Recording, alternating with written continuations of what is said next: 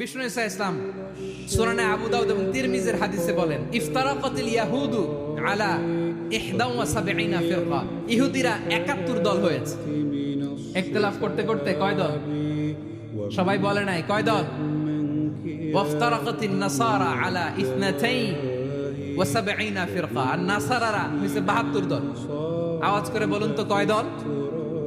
ওয়াসাতাফতারিকু হাদিহিল উম্মাহ বি73 ফিরকা। আর বিশ্বনবী আফসোস করে বলেন, আমার উম্মত হবে 73 দল।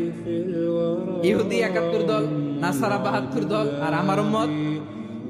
বুঝে থাকলে আওয়াজ করে বলেন। বিশ্বনবী বলেছেন আমার উম্মত ভাগ হবে কয় দলে? কুল্লুহা ফিন্নার, সব জাহান্নামে যাবে, ইল্লা ওয়াহিদা, একটা দল ছাড়া। সাহাবারা বললেন, মান হিয়া ইয়া রাসূলুল্লাহ, সেই নাজাত প্রাপ্ত জান্নাতি দল কোনটা? আপনি কি আমাদের বলবেন না? আপনি মেহেরবানি করে একটু বলে দেন তারা কারা।